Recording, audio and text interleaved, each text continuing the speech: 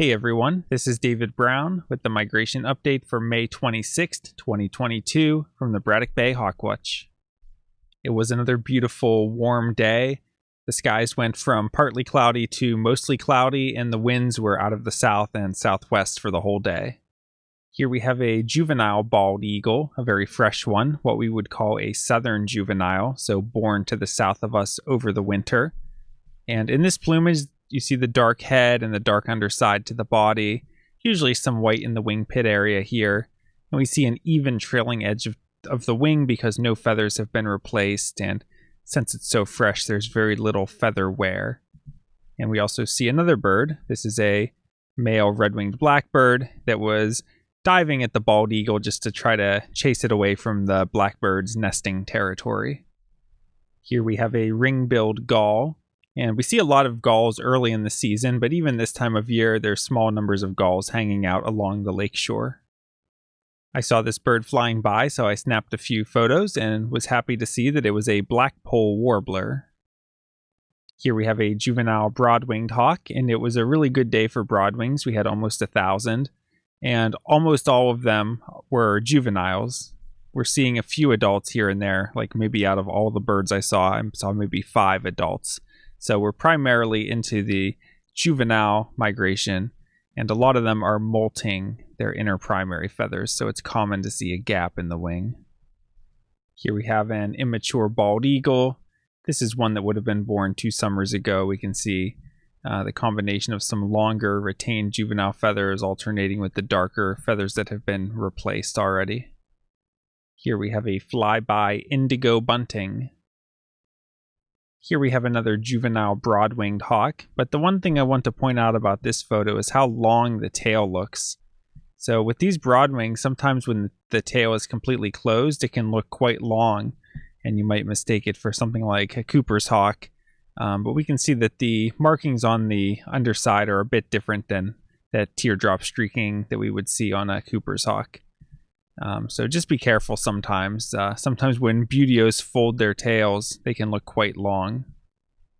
Here we have a bird that has very pointy wings, and it is dark underneath, dark streaking.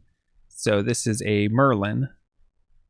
Here we see a bird with kind of long wings and a long tail, making it an accipiter. And the underside of the body, just that streaking, and tail doesn't show us much, but just the overall appearance, kind of stocky wings, let us know that this is a juvenile sharp-shinned hawk. Well, we said that broadwings can look long-tailed. Here we have a broad-winged hawk that has no tail. So this is another juvenile broadwing, and it just has a damaged tail. So who knows what happened, but anyway, sometimes we see this on birds. Here we have a group of broad-winged hawks circling on a thermal. Sometimes you'll hear this referred to as a kettle of broad-winged hawks. And today we saw groups of up to maybe 50 or 60 broad-winged hawks at a time. Here we have a juvenile red-tailed hawk. So remember, for red tails, we want to look for these patagial bars in the shoulder area and the belly band. And it's a juvenile, so it does not have a dark trailing edge to the wing, and it does not have a red tail.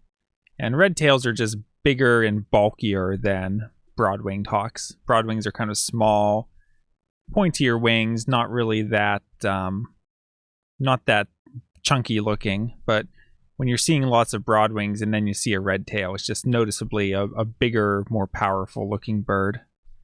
Here we have another bald eagle, and I believe this is one that was born last summer. We can see the even trailing edge to the wing, although we see that it's replaced a lot of the feathers on the underside, giving it the white-bellied appearance that we see on 2nd and 3rd year birds. However, it still has the dark head that's typical of juveniles.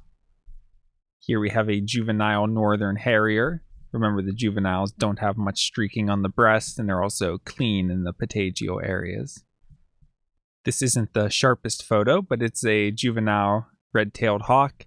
So again, we can see the dark patagial bars and the belly band, although this is a very lightly marked individual, so not a very thick belly band, and no dark trailing edge to the wing because it's a juvenile, and no red tail, and the tail is a little bit worn and ragged. Here we have a great blue heron that flew by with his mouth open. Actually, there were 2 of them. And a flyby sandhill crane was a nice bird to end the day on. And remember that sandhill cranes fly with their necks straight out, whereas great blue herons fly with their neck in an S shape most of the time. If we take a look at eBird, today I had 71 species at the Hawk Watch.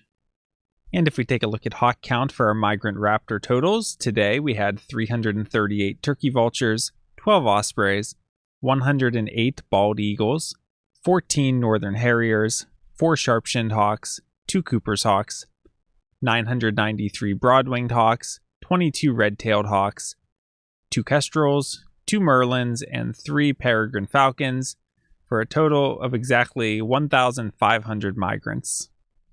We had 2 new species for this season. The first one was black-bellied plover, which there were 3 of them sitting out on the barrier island. And the second one was short-billed dowitcher, which there was a flock of those that flew by. If we take a look at the forecast for tomorrow, steady rain in the morning and then showers continuing in the afternoon with possible thunder, high in the low 70s, winds southwest at 5 to 10 miles per hour.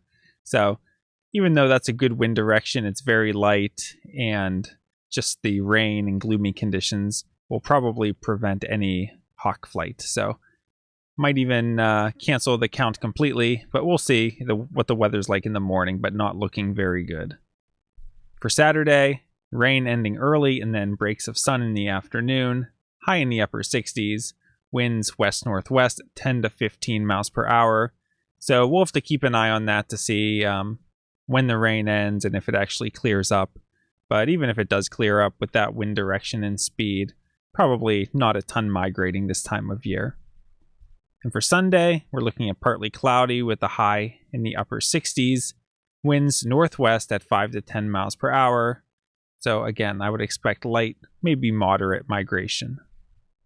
All right, that's it for today. And today might have been the last big day of the season.